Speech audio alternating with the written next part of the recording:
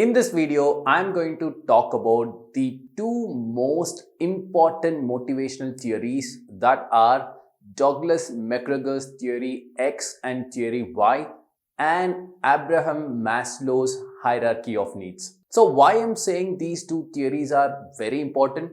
Because my students who cleared the PMP exam recently, they unanimously said, Gautham, the understanding of concepts behind these two theories are very important. So that is the reason I have decided to make this video. And most importantly, at the end of the video, I will be giving you some tests in the form of PMP questions around these topics. And trust me, when you are doing those test questions correct, consider yourself you have a very high probability 2 or 3 questions in the PMP exam you will be doing it right. So let's not waste any time. Let's get right into it. Hey guys, my name is Gautham Sudakar. I'm working as head of training department with EduHubSpot. So now let's start discussing the first motivational theory, which is Douglas McGregor theory X and theory Y. Good.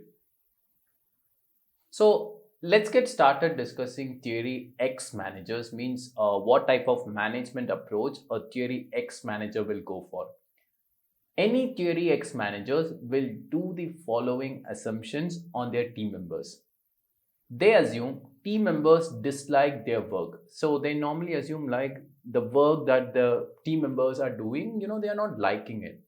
And what the next assumption theory X managers will make is they assume team members avoid responsibilities and need constant direction.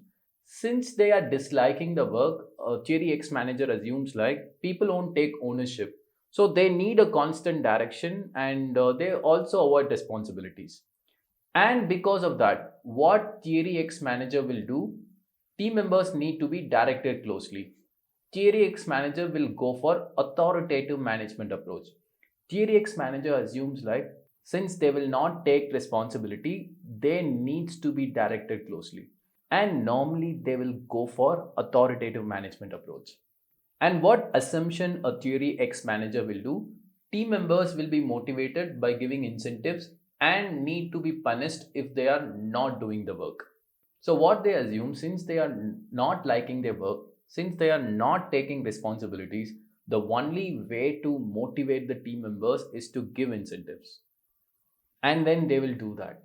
And then they will create fear on the team members. Like, hey, if you're not completing the work, you will be punished. Either managers can say that I will be cutting down your salary. Or in worst case, managers will say that, I will fire you.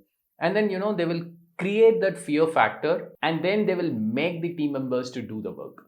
So now let's try to understand theory X managers, means theory X way of doing management with a practical example.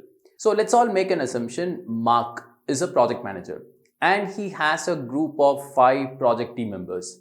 And let's all assume that those 5 team members are doing repetitive work.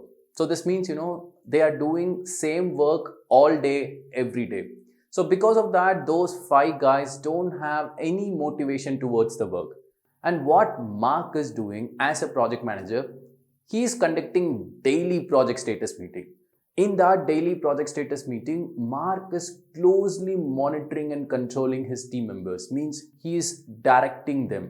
He is asking, hey, how many tasks you have accomplished today and why these tasks are not completed. And he is pushing people. And here Mark is being very authoritative. And also in order to motivate their team members, what Mark is doing, so Mark is saying to their team members, hey, by end of every month, I will evaluate which team member has completed more work. And then for that team member, I'm going to give some reward. That's what Mark is doing. So here, what management approach Mark is following? Theory X. Why Mark is doing it? Because, considering the nature of the work, the team members are not being motivated to do the work. But Mark has to get the work done, right, in order to meet the project objectives. For that reason, Mark is being a theory X manager here. Now let's talk about theory Y managers. What is the management style of theory Y managers? Theory Y managers will make the following assumptions on their team members. They assume team members like their work. Normally they assume like team members, the work that they are doing, they are really liking it. And they assume team members will take ownership and just need a little direction.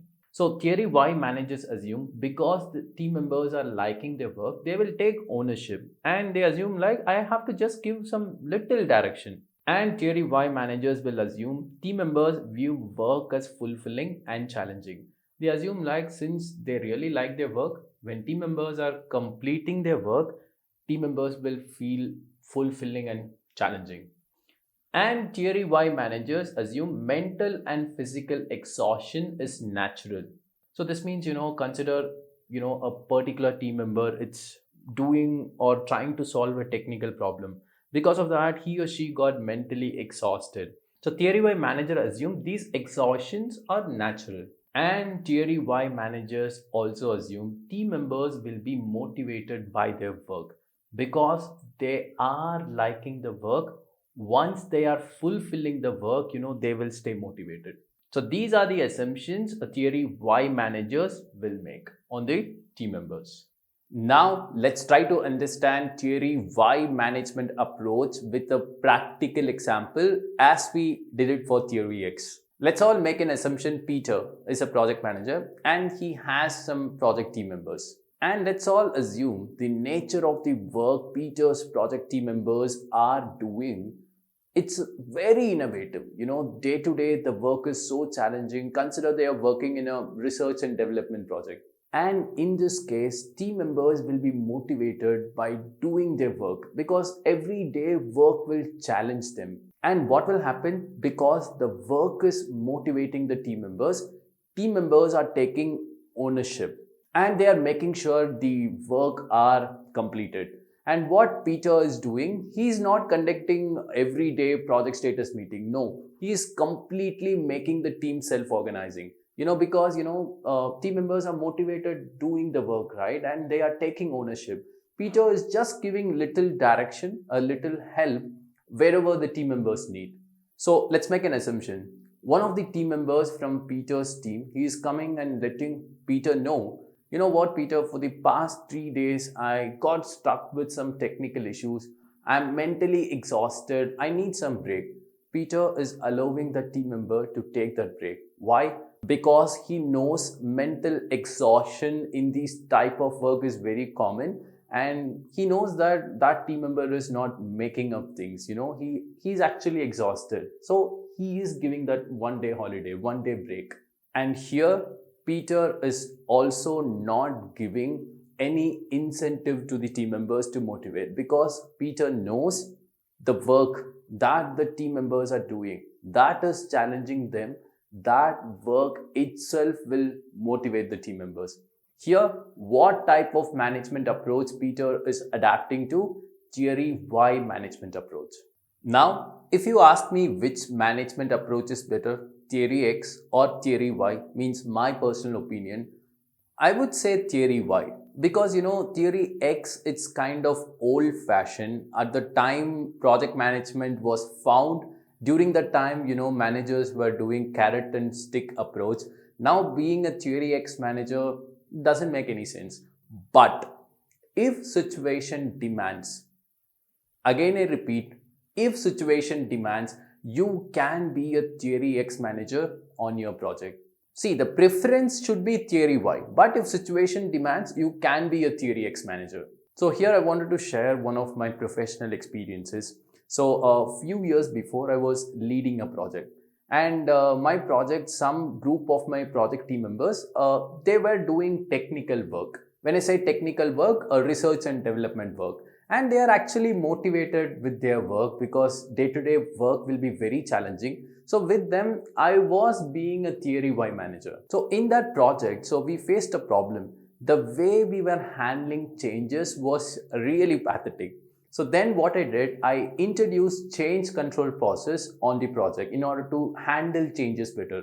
So that is a new change I introduced, right? People are not following the change control process. People were not adapting to the changes. So here I can't compromise my project objective, right?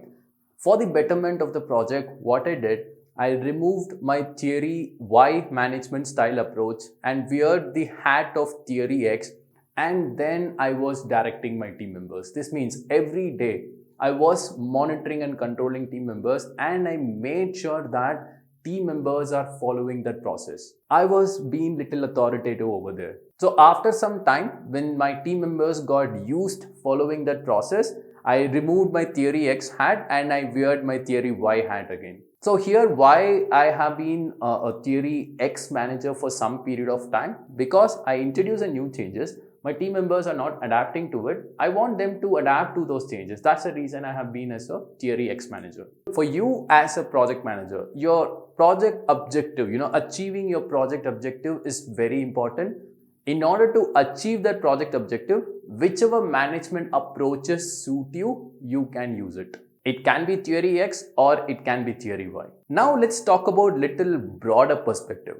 How an organization will choose either we're going to follow a theory X approach or we're going to follow theory Y approach. Consider for an organization, the type of work that they will be doing, their employees will be doing, it's a repetitive work. So they normally go for theory X, way of doing management.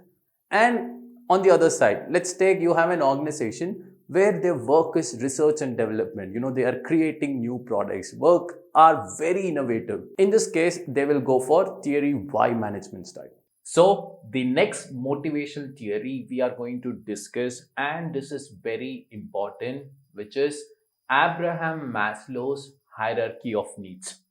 Maslow is not a management specialist, he is a psychologist. So once I start explaining the hierarchy of needs that Maslow has defined, you will get to know why I'm saying Maslow is not a management specialist and he's a psychologist. So let's get started.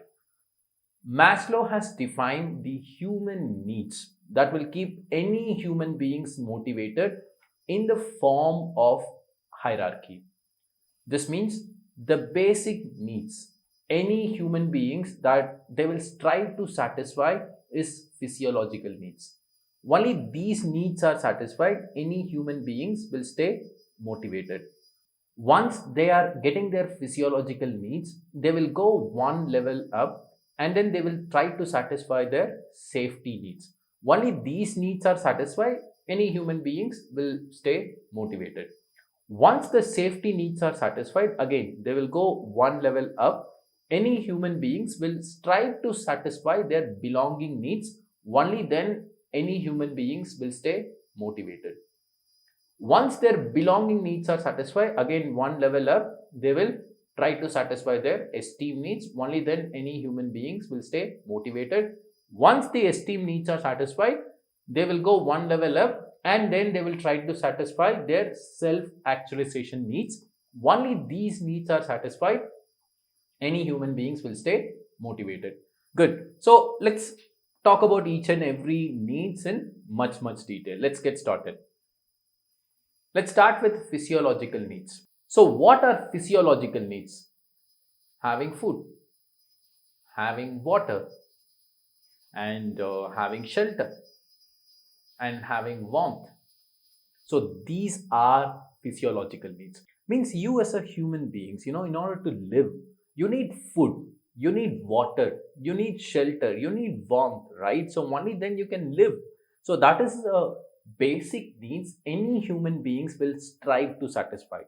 Only when these needs are satisfied, any human beings will stay motivated.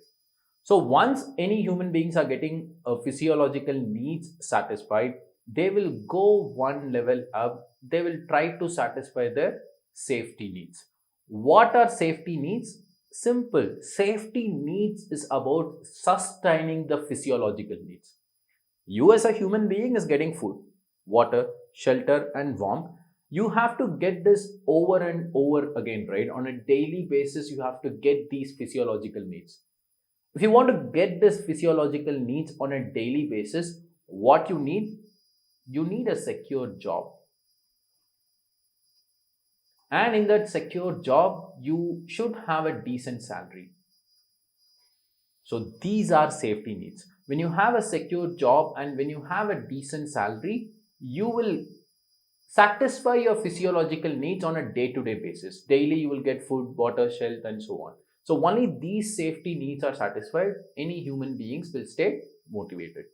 Once their safety needs are satisfied, they will go one level up. Any human beings will go one level up. They will try to satisfy their belonging needs.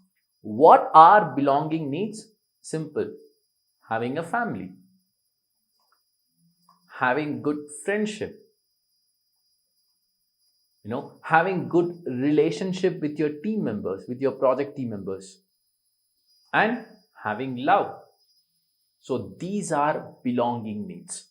So what do I mean by that? This is very self-explanatory. Once the safety needs are satisfied, you will look for having a good family, in order to make love. And you will look for good friendship. Yeah, and then you expect that you should have a very good relationship within your project team. So these are your belonging needs. Only these needs are satisfied, you as a human being will be staying motivated. So once your belonging needs are satisfied, you will go one level up, and then you will try to satisfy your esteem needs. So what are esteem needs? Getting promotions,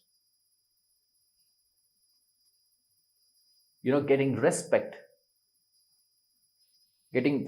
in your professional life and also personal life, getting recognized, and getting rewards. These are esteem needs. So in order to satisfy esteem needs, what any human beings will do is they will give their 200% in their work, and they will make sure that they are earning the respect of their team members. And then by giving 200%, they will make sure, that means they will look for getting promotions and to get a hike in the salary, and they will look for recognition. So these are esteem needs. Only when these needs are satisfied, any human beings will stay motivated. Once the esteem needs are satisfied, any human beings will go one level up, and then they will strive to satisfy their self-actualization needs. So what are self-actualization needs? Simple. Realizing your own potential. That's called self-actualization. So I want to share my personal experiences here. While I was working, my esteem needs got satisfied. So then what I did, I went one level up, and I was doing self-actualization. I was realizing my own potential. What I did? I decided that, let me do PMP. This is self-actualization. So I wanted to groom myself by doing PMP. I want to acquire knowledge. I want to increase my skills and competencies so that I can do the better work. And then I was asking myself, what I really wanted to become. So I always wanted to work in a startup environment. I always wanted to work in a very fast-paced environment. Yeah. And always I wanted to be a guy who shares knowledge, because that's what was giving kick for me. So what I did, once all my esteem needs are satisfied, I strive to satisfy my self-actualization needs. This means, I resigned from a very well-known MNC companies. I joined in a startup company where the environment are very fast-paced. And see, I have shared you, right? So what was giving kick for me? Sharing knowledge to people was always giving a kick for me, So now I'm doing a PMP mentoring. So this is realizing your self-actualization needs. So this is the top level, in Maslow's hierarchy of needs.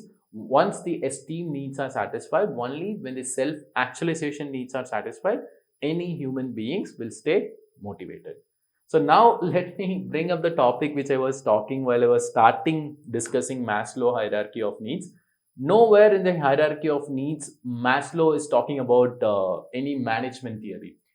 He's a psychologist. He will only talk about human needs, and he will only talk about what are the needs that any human being strive to satisfy, in order to stay motivated. Now we came to the end of the video. Now I want to bring a topic that I was talking about in the beginning. This means the test. I'm going to conduct a test with 2 PMP questions, and then I will be evaluating whether you have really understood the concepts behind these 2 theories. Okay, let's get started. You will be seeing question number 1 on the screen. On the right side, you will be seeing couple of scenarios, scenario 1 and scenario 2. On the left side, you will be seeing theory X and theory Y. Please read the scenario, and in the comment section, please mention which scenario is theory X and which scenario is theory Y. You should write in the comment section, question number 1, scenario 1, theory X, scenario 2, theory Y.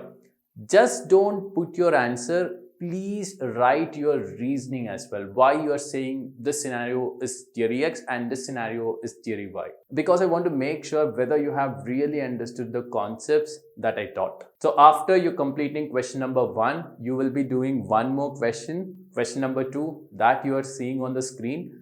You have a scenario given in the form of a question and 4 options are given. Read the scenario and select the best choice. And also in the comment section, please let me know for question number 2 which option you picked. And again, don't just say that for question 2 I picked B, C, A or D. Please give me your reasoning. Trust me guys, I will be reading each and every comments, and then I will be revealing the right choices for these questions in the comment section. I am eagerly looking forward to reading all your comments. So thank you so much for staying with me for a little long time. And last but not least, a kind request that I'm going to make for you is please subscribe our EduHubSpot channel. Trust me, I'm giving you my promise. Moving forward, I will be coming up with lot of PMP content related videos. And when you are subscribing to our channel, you will get a notification. And I promise you, those videos will be a game changer in your PMP preparation. And if you have liked this particular video, just smash the like button. And if you want to reach out to me for any queries related to PMP or generic project management stuffs, please don't hesitate to write me an email. My email ID is gautham.sudakar@eduhubspot.com, that you will be seeing on the screen. Also, I will be giving my LinkedIn ID in the description of this particular video.